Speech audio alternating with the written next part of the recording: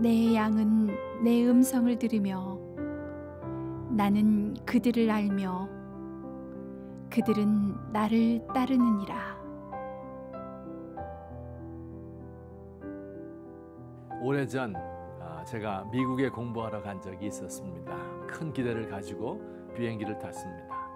세계를 지배하는 강대국 미국으로 가는 것도 설레었고요. 제가 그렇게도 읽기 어려워하던 책을 쓴 바로 그 저자들을 만날 기대에 부풀었습니다. 만나보니 역시 키가 크고 코가 오뚝하고 눈이 파랗고 아는 것도 많았습니다.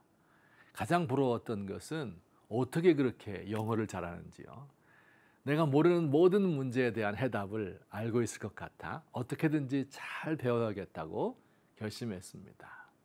그런데 시간이 지나면서 점점 실망하는 일이 많아졌습니다. 교수님들 가운데 실력이 부족한 분도 있고요. 또 현실에 대한 고민이 전혀 없는 채 아는 것만 되풀이하는 분도 있었습니다. 동양인을 낮추어 보기도 하고 연구와 가르침보다 총장이 되는 것을 목표로 삼고 있는 분도 있었습니다.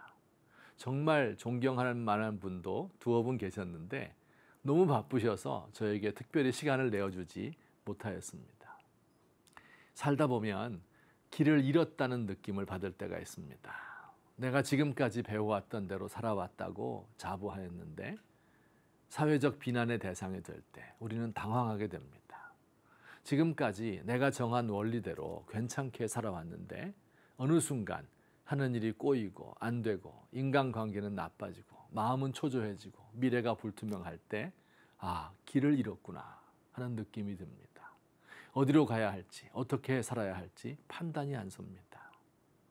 정치 지도자가 나의 길을 인도해 줄 수 없습니다. 국민들을 구원해 줄 수 있을 것 같아서 대통령과 국회의원을 뽑았는데 이들의 말로가 아름답지 못합니다. 4년에 한 번, 5년에 한 번 간절함으로 투표를 하는데 그들이 메시아가 아니라는 사실을 아는 데는 그리 오랜 시간이 걸리지 않습니다. 매번 속으면서도 또다시 메시아 같은 지도자를 기대하는 것은 아마 달리 믿을 곳이 없기 때문이 아닌가 생각됩니다. 더욱이 내가 믿고 따르던 영적 지도자들이 돈과 명예와 성적 유혹에 넘어가는 것을 볼 때 큰 혼란이 오고 이들에게 과연 내 영혼을 맡길 수 있을까 의심이 들기도 합니다. 문득 엄마 아빠의 손을 잡고 걸어가던 때가 그리워집니다. 선생님 말이라면 무조건 따르던 그때가 정말 좋았던 시절입니다. 지금도 나를 인도해 줄 부모와 스승이 있으면 얼마나 좋을까요? 하지만 주위를 둘러보면 저마다 살기 바쁘고 내 말에 귀를 기울여 줄 사람은 없습니다. 우리 예수님께서 말씀하십니다. 내 양은 내 음성을 들으며 나는 그들을 알며 그들은 나를 따르느니라. 우리 주님이 친히 우리의 인도자가 되신다는 말씀입니다. 우리를 인도한다고 하는 사람들이 우리를 어디로 인도할지 모르지만 우리 주님은 우리에게 꼭 맞는 길을 잘 알고 계십니다. 사람들은 자기 생각에 옳은 대로 우리를 인도하지만 우리 주님은 의로운 길로 인도하십니다. 때로 주님께서 우리를 사망의 음침한 골짜기, 죽음의 그림자가 드리운 골짜기로 인도하실 때도 있습니다. 물이 없고 풀도 없는 곳이고 바위투성이 미끄러지기 쉬운 골짜기입니다. 전갈과 뱀이 있는 곳이고 늑대와 승냥이가 노리고 있을 수도 있습니다. 여기서도 우리 주님은 당신의 지팡이와 막대기로 우리를 건사하고 지키십니다. 못된 짐승이 해하지 못하도록 막아주십니다. 마침내 이 사망의 골짜기를 지나면 푸른 초원이 펼쳐집니다. 목자가 양떼를 이곳으로 인도하는 것은 이 골짜기를 지나야 푸른 초원이 나타나기 때문입니다. 주님을 따르는 사람은 길을 잃지 않습니다.